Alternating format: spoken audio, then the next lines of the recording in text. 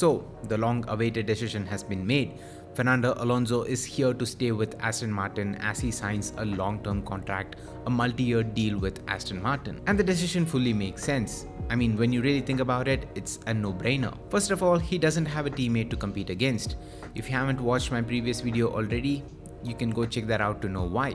But yeah, we all know Lance Stroll, and considering how things have been going on between Alonso and Stroll for the past 2 years, it's a dynamic with zero competition for Fernando. So the supremacy within the team will always remain intact with Alonso. Even in the case of switching teams, his options were limited to Red Bull or Mercedes. Let's get to Red Bull later on, but he was also heavily linked with Mercedes, so let's touch on that. Though I fully believe in Mercedes that they will revive to be where they were in the past, right now considering the current scenario, Aston Martin definitely looks more appealing than Mercedes, and that is a bitter truth that we all have to agree upon. Mercedes is struggling right now, and they are struggling way more than how much Aston Martin struggled in this ground effects era. Aston Martin was quick to find a fix for their issues with their original concept that the team has been performing really well since 2023, which makes Aston Martin look way better than Mercedes. Mercedes were flying high in the non-ground effects turbo hybrid era.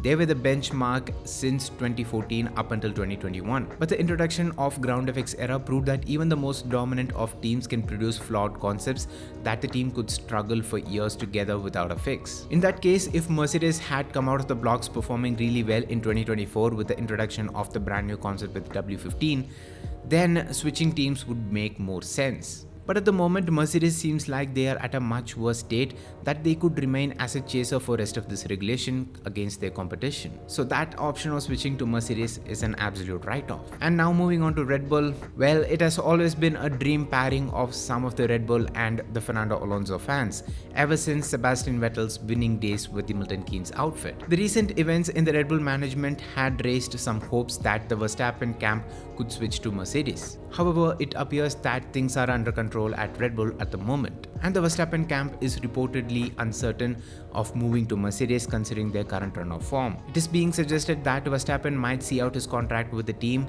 if things remain the same as it is right now. It is also being said that Fernando Alonso was offered a contract by Red Bull under a condition that he will never challenge Verstappen for a championship, as the team wants to maintain a harmonious working environment in their dominant era. Let's not forget, Fernando Alonso might be old, but he's sticking in the sport to win championship.